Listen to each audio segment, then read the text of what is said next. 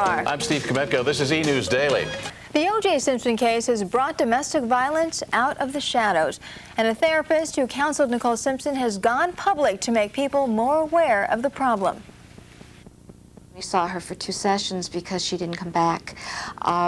She didn't come back because she really wasn't ready or willing to hear what I had to tell her, which was basically that she had to cut off all contact, and I wanted to help her make a plan to do that. But he wouldn't let her go. He stalked her.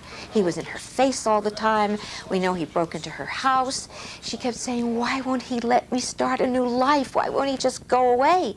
And I said, the longer you continue to see him, the longer he'll keep believing that there's some hope.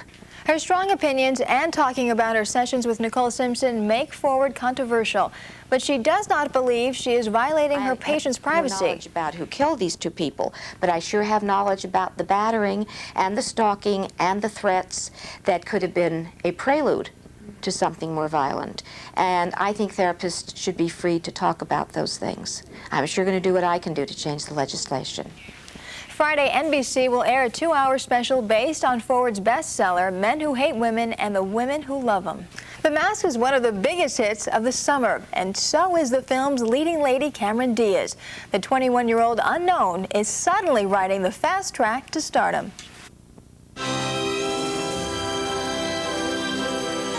It's every girl's dream to become a movie star overnight. That dream has come true for California-born model Cameron Diaz. Her big break came by accident on her first try.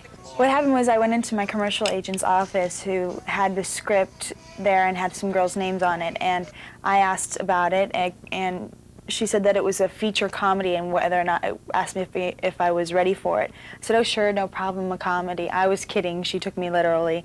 She went in to read for a small part and was offered the leading role. Not bad for someone who's never taken any acting classes. John, do you want to try this with someone else? And when he snaps, I want it to be like a kiss like you've never had before. Okay. I want you to be dazed. Okay? Yes. It's him again. So anyhow, Watch this. he stands around all day pretending to be Jim. Anyhow, I'm going to come from this bar, this bench here. I'm going to hopefully follow. Chris, give us a big, so we get an idea of what we're doing here.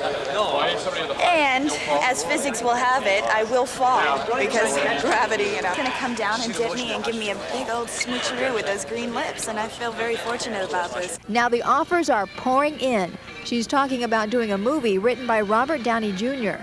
That's something I'm extremely excited about and looking at. We're just trying to work everything out now. The whole Hollywood thing, you know, like making the deals. I don't know. Cameron is also reading for a role opposite Andy Garcia. Coming up on E! News Daily, a first-ever opportunity for Sally Field. And we'll visit Forrest Gump's hometown to see what impact the film is having.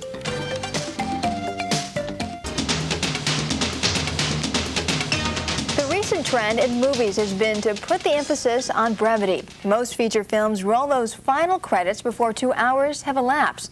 But Linda Moore shows us how that unwritten rule is being broken this summer, and in a big way.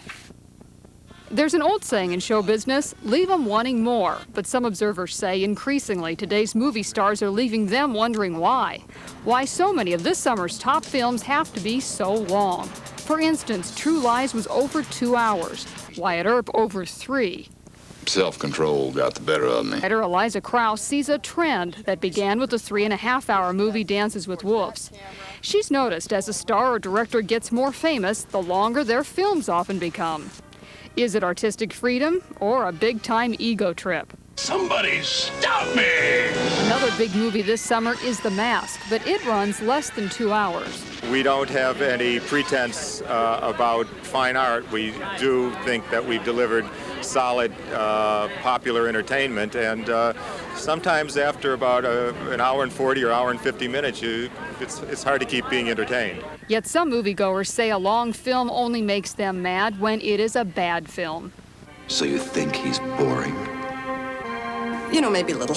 I always think that Arnold's movies should be longer, you know, like Terminator. I would just wish that would just keep going and going. Your interest, it doesn't drag too long. But if the trend really is heading toward 3-hour movies, critics suggest studios must add intermissions. One of those movies, running over 2 hours, Forrest Gump, may transform a sleepy Alabama town into a tourist attraction.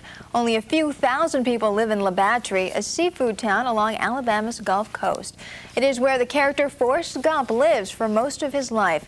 Now, the sleepy southern town is on the verge of celebrity status. Although the film is completely fictional, Gump sightings are being reported down at the fishing dock. You never know what you're going to get. Mom always told me stupid is what stupid does. Actually, it's just a few fishermen having some fun. But those who want to see more of Forrest Gump won't be disappointed. Books and movie sequels are in the works. The Jackson family tree keeps changing. First, the marriage of Michael and Lisa Marie Presley, and now Sister Latoya says she will file for divorce from her spouse and manager, Jack Gordon. News of a troubled marriage surfaced in 1993 when New York police responded to a call of domestic violence. Jackson and Gordon were married 4 years ago in Las Vegas. Whoopi Goldberg has taken up the cause of relief for Rwandan refugees. She is donating $75,000 to charities working in Africa. The money will go to the organization's CARE and Doctors Without Borders. More than 1 million Rwandans have fled to neighboring countries to escape the crisis in their country. CARE has already spent $3.5 million on the refugees. Still to come on E! News Daily, a banner day at Tokyo Disneyland. And old films are finding a new form of expression on stage. The Japanese branch of the Magic Kingdom reached a milestone Wednesday. Mickey Mouse was at the turnstile to welcome Tokyo Disneyland's 150 millionth visitor. The father of two instantly became the guest of honor at a special ceremony where he received a set of porcelain Disney characters and a 5-year pass to the popular theme park. Tokyo Disneyland opened for business 11 years ago. Elvis. Hey, Biff. You wouldn't happen to have an extra pair of underwear on you, would you? Why? Mine are being tested. Well, the only pair I have I'm wearing. Oh, that's great. I'll pick them up after science class. Huh? Whether it's one of those cheesy old films from the 50s and 60s or a classic such as Cyrano de Bergerac, it all gets the same irreverent treatment from the gang at the LA Connection. I know. Why don't you give me your nose in marriage? You're a sick woman. No, I'm not.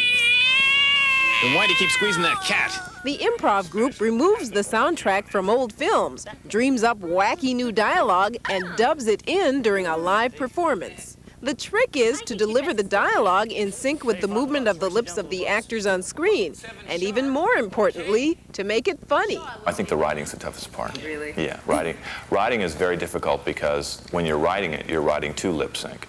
And when you are out here trying to then just lip sync, all you're doing is trying to recreate what you were doing in the writing session. 97 bottles of beer, you take one down, you pass it around. 98 bottles? No, 96. Oh. They look like they could be really funny. Maybe if we worked on it really hard, we could get the boss to say, you both deserve a raise. Maybe we could work on that, huh? Let's try. Okay. Next time on E! News Daily, the Los Angeles premiere of Clear and Present Danger.